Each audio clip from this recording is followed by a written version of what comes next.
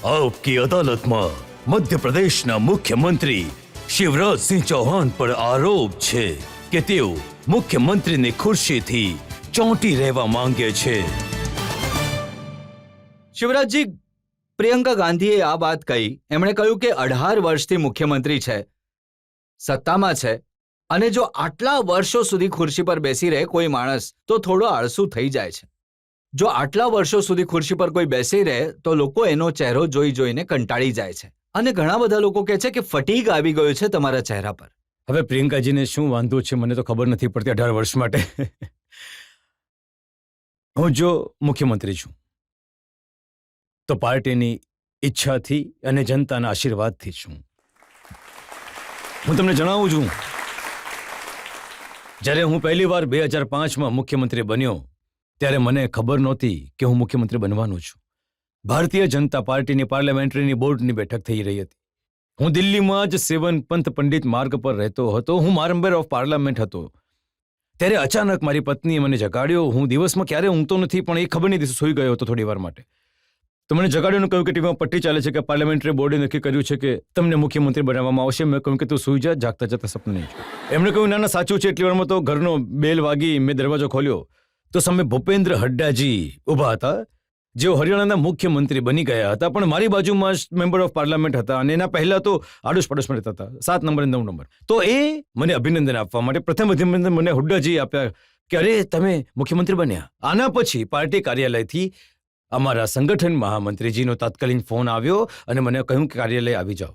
હું કાર્યાલય ગયો તો મને જણાવવામાં આવ્યું કે તમને મુખ્યમંત્રીની જવાબદારી પાર્ટી આપી રહી છે। હું ગયો અને શપથ લઈને મુખ્યમંત્રી બની ગયો। જનતા જ્યાં સુધી આશીર્વાદ આપશે, પાર્ટી જ્યાં સુધી ઈચ્છશે ત્યાં સુધી હું મુખ્યમંત્રી રહીશ। પ્રિયંકાજી ચાહવાથી કે રાહુલજીના ચાહવાથી થોડું કંઈ થવાનું છે।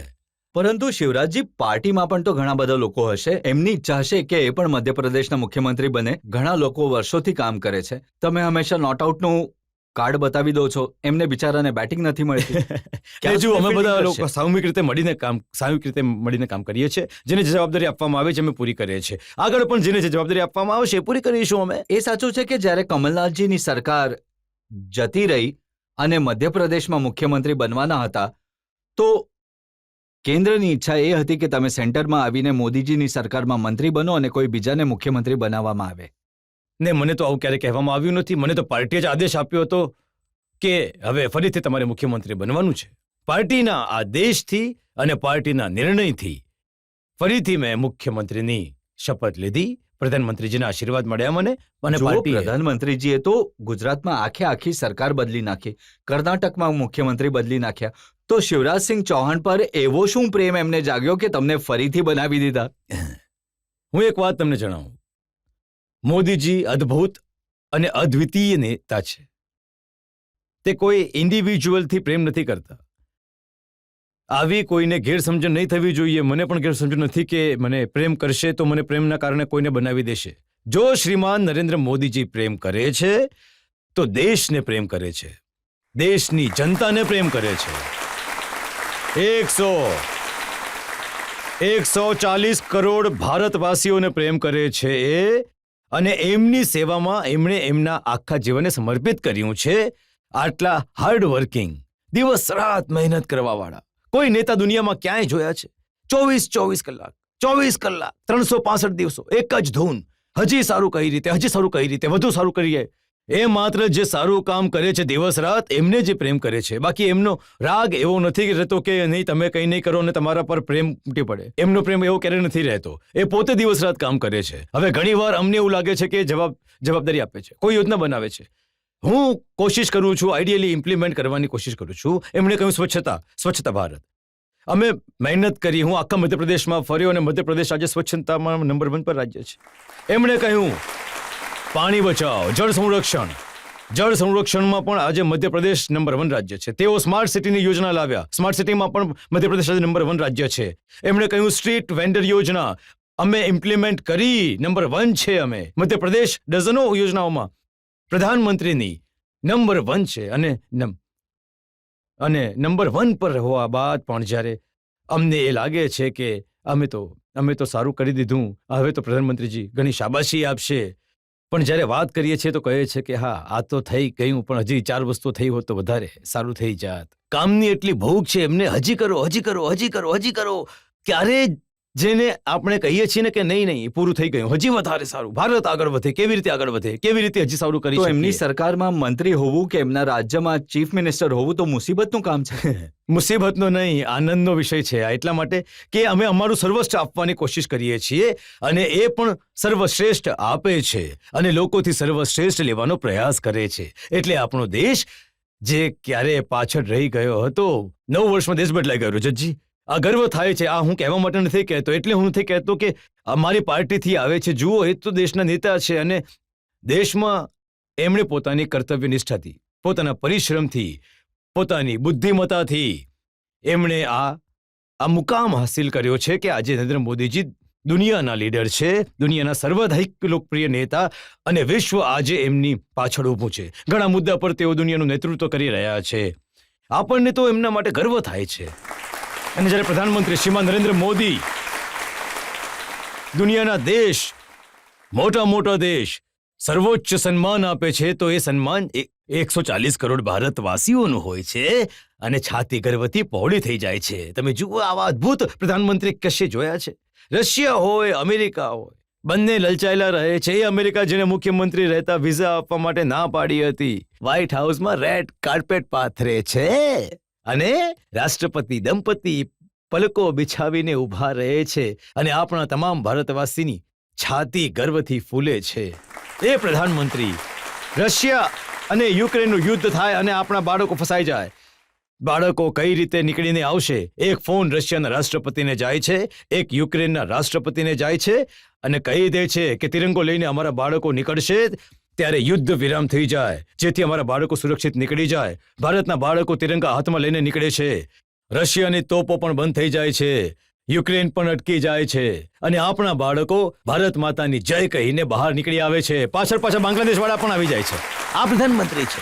તો પ્રધાનમંત્રી જો હજી વધારે સારો દેશ કઈ રીતે આગળ વધે, અને હું આજે કહી રહ્યો છું આપકી અદાલતમાં નરેન્દ્ર મોદીજીના હાથોથી જ, એમની જ આંખોની સામે અને આપણી આંખોની સામે ભારત ફરીથી વિશ્વગુરુ બનશે.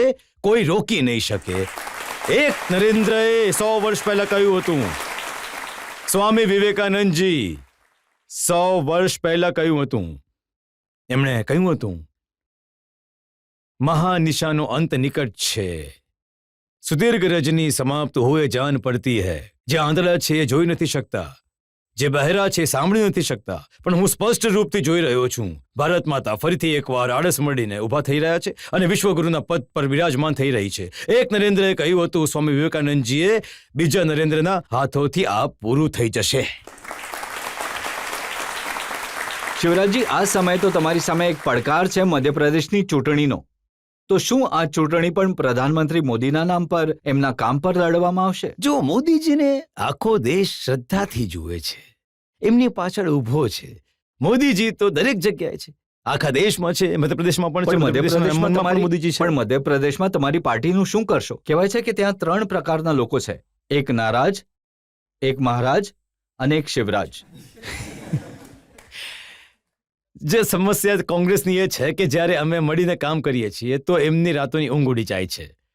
સપનામાં પણ અમને દેખાઈએ છીએ, જેમ કે બળદને કપડું બતાવીએ લાલ કે ભડકી જાય છે, એ જ સપનામાં પણ કમલનાથજી, દિગ્વિજયજી ઊંઘમાં પણ ઘણીવાર શિવરાજ શિવરાજ શિવરાજ શિવરાજ બૂમો પાડતા રહે છે. હવે સપનામાં પણ હું દેખાઉં છું અને એ મને આ રીતના વિશ્લેષણોથી સંબોધિત કરે છે, તો હું શું કરી શકું? હવે પણ એ સાચું નથી કે મધ્યપ્રદેશમાં ભારતીય જનતા પાર્ટી ડિવાઇડેડ છે. નરેન્દ્રસિંહ તોમર કેન્દ્રમાં મંત્રી છે, પણ મધ્યપ્રદેશમાં કામ કરવા જવા નહોતા ઈચ્છતા. નહીં, આ સાચું નથી. ભારતીય જનતા પાર્ટી પૂરી રીતે એકજૂટ છે.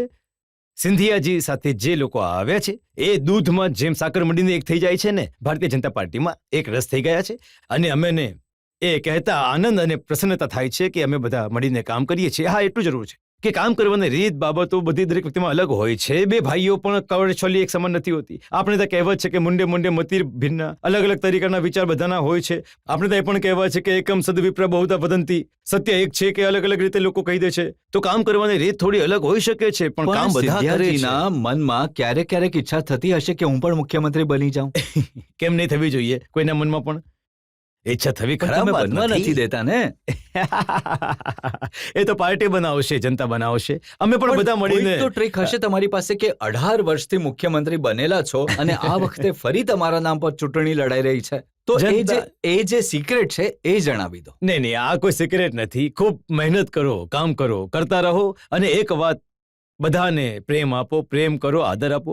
અહંકારથી ક્યારે કામ નહીં કરો. મને એક શ્લોક ગીતાનો હું આજે કહેવા માંગીશ કે જેનાથી મને ઘણી પ્રેરણા મળે છે. સાત્વિક કાર્યકર્તા કોણ? સારું કામ કરવા વાળો કાર્યકર્તા કોણ? જ્યારે આ અર્જુનને ભગવાન શ્રી કૃષ્ણએ પૂછ્યું તો ભગવાન શ્રી કૃષ્ણએ કહ્યું, મુક્ત સંગો અનહમવાદી દિત્યોત્સાહ સમન્વિતા સિદ્ધિ અસિદ્ધિ નિર્વિકારા કરતા સાધ્વિક ઉચ્છિતે. મુક્ત સંગો એટલે જે સંઘથી મુક્ત રહે, બધાને સમાન માને. રાજનીતિની ભાષામાં કહીએ તો ગુટબાજી, મારું આ તારું આ. મુક્ત રહો, બધાને સમાન પ્રેમ કરો, અને જેને લાયક છે એનાથી એને કામ લઈ લે. મુક્ત સંગો થયું. અવહમવાદી એટલે અહંકારથી મુક્ત રહો. ઘમંડ નહીં હોવું જોઈએ, ઈગો નહીં હોવો જોઈએ. જેનામાં અહંકાર આવ્યો એ સેવા નહીં કરી શકે. અહંકાર નહીં લાવવો જોઈએ ક્યારે. વિનમ્ર બની રહો. અને ધૃતિ એટલે કે ધૈર્ય. ઘણી વખત પરિસ્થિતિઓ આવે છે, તમે ધૈર્ય ખોઈ બેસો છો, પરેશાન થઈ જાઓ છો. નહીં, ધૈર્ય નહીં ગુમાવો. અને ઉત્સાહ એનો અર્થ છે કે તમારી અંદર કામ કરવાની આગ સતત સળગતી રહેવી જોઈએ. જો ઉત્સાહ નથી તો તમે કંઈ નહીં કરી શકો. મનના હાર્યો, મનના જીતેલો જીતે છે. તો આ ઉત્સાહ હોવો જોઈએ. જો એકાદ વાર સફળતા નહીં મળે તો પણ ધૈર્ય નહીં ખોવું જોઈએ. અને અંતમાં કહે છે કે સિદ્ધિ અસિદ્ધિ નિર્વિકારા. જો સફળતા નહીં પણ મળી તો શું કામ હેરાન થાવ છો? કોશિશ કરી, મળી તો પણ ઠીક છે, નહીં મળી તો પણ ઠીક છે. હવે 18માં અમે સરકાર નહીં બનાવી શક્યા, વોટ અમને વધારે મળ્યા હતા, સીટ્સ કોંગ્રેસને વધારે મળી હતી, બહુમતી એમનો પણ ન હતો. અમે 1 મિનિટ પણ વાર નહીં લગાડી. એટલા જ આનંદ અને પ્રસન્નતાથી સાથે ગવર્નરને રાજીનામું આપ્યું અને કહ્યું, નાઉ આઈ એમ ફ્રી. અને મારું થેલો ઉચકીને હું પાછું કામ કરવાનું શરૂ તમે કર્યું. જે રીતે કહી રહ્યા છો ને કે અર્જુને કૃષ્ણને શું પૂછ્યું, આજની રાજનીતિમાં રાહુલજીએ લાલુજીને પૂછ્યું કે મોદીને કેવી રીતે હરાવી શકાય. તો એમણે કહ્યું કે બધાને ભેગા કરી ઇન્ડિયા બનાવી લો. તો આ મોટી ચેલેન્જ છે તમારી સામે. ઇન્ડિયાને બચાવવા માટે એમણે ઇન્ડિયા બનાવ્યું છે. INDIA આ ભેગા કોઈ પ્રેમથી નથી થયા. એમના વિચાર એક નથી, એમનો દ્રષ્ટિકોણ એક નથી, એમના સિદ્ધાંત એક નથી. આ અલગ અલગ રાજ્યોમાં લડતા રહ્યા દિવસ રાત. આ બધામાં એક વસ્તુ કોમન છે. બધાની પાછળ તમે ઈડી ને CBI લગાડી દીધી. બે વસ્તુઓ છે. એક વાત તમે બિલકુલ સાચી કહી, હું એને પણ એક્સપ્લેનેશન કરીશ. એક તો નરેન્દ્ર મોદીજીનું વ્યક્તિત્વ એટલું મોટું છે અને જનતાનો એટલો પ્રેમ અને આશીર્વાદ એમને મળે છે કે એમના પક્ષમાં સમર્થનની લહેરો આવી રહી છે. અને તમે જોયું હશે કે જ્યારે નદીઓમાં પૂર આવે છે તો પૂરથી બચવા માટે એક વૃક્ષ પર ઘણા પ્રકારના જીવજંતુ ચડી જાય છે. મેં એકવાર નર્મદાજીમાં પૂર આવી તો હોડીથી અમે અમુક લોકોને બચાવવા માટે ગયા તો એક વૃક્ષ પર એક વાંદરો પણ ચોટેલો હતો, એક માણસ પણ બેઠેલો હતો, એક સાપ પણ હતો, કીડી મકોડા પણ હતા. પણ ના તો સાપ ફૂફાડા મારી રહ્યો હતો, ના માણસ લાઠી ઉંચકીને મારી રહ્યો હતો, ના તો વાંદરો કૂદાકૂદ કરી રહ્યો હતો, કેમ કે નીચે પૂરનું પાણી હતું, મરી જશું. પોતપોતાની ડાળ પર બધા ચોટીને બેઠા હતા. આ નરેન્દ્ર મોદી સાપ કહી રહ્યા છો. નરેન્દ્ર